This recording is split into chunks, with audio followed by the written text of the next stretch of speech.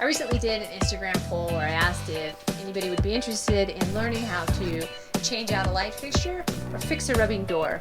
And surprisingly enough, it pretty much came back 50-50. So I guess we're going to do both videos. So today we'll start with how to fix a rubbing door. Here we have the ever infamous rubbing door. You can see we've got a tight spot up here and it's rubbing. And so the first thing we have to do is we have to look at the door and figure out why it's rubbing. And here we can see a tight gap. And if we come all the way down to the bottom, we can see that the gap is much larger. And if we go over to the hinge side, we'll see the opposite. Up here at the top, we have a lot of room. But down here at the bottom, we're tight again. So what we need to think about is that we need to take this door and we need to twist it this way. And that can be done by a couple of ways, and we're going to start with the easiest solution first.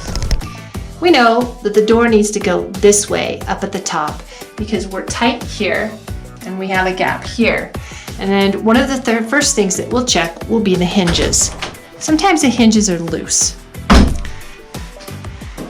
So we'll open this up, we'll take a peek at it, and sure enough, we can see that these aren't tight and that we could suck these in a little bit more. And sometimes,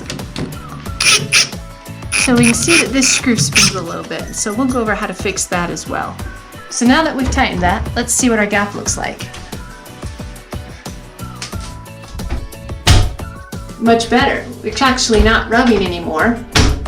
And we have a gap now. However, it still is a little tight right there. And then if we come down here back to the bottom, we can see it's pretty tight down there as well. So we have some room for improvement.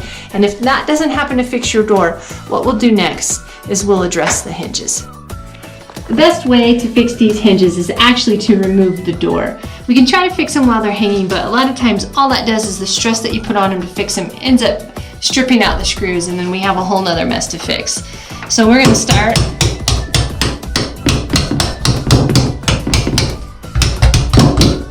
by removing this door from the hinges, and then we'll fix it. Now that we removed the door, we still know that we need to take this door and move it this way.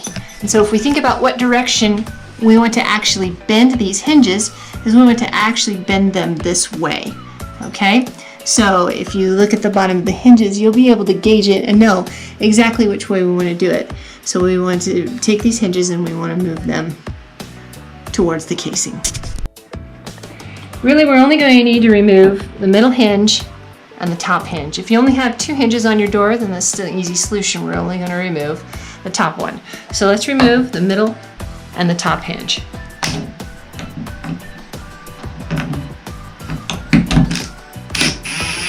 So here we are, I've taken these hinges and I've placed them in this little vise that I have. And like I said, it's easier to adjust them off of with the door off and the hinges removed so that any pressure that you put on them doesn't strip your screws out.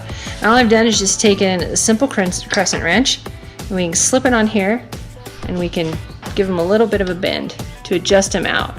And I noted when I was in the bathroom which direction they needed to go, and it doesn't need to be a lot. And we can kind of fine tune them once we're inside. And that's it. Okay, we got our hinges back up. Now let's hang the door back up and see where we're at on our gaps. Okay, the door is back up. Let's give it a close. We're rubbing up here at the top. That looks pretty good. We've got a pretty even gap all around that. So just in review, what we did is we removed the hinge that's attached to the frame, not to the door, but that's attached to the frame. We know that the door needed to shift this way so that we could create a gap and not rub on this side.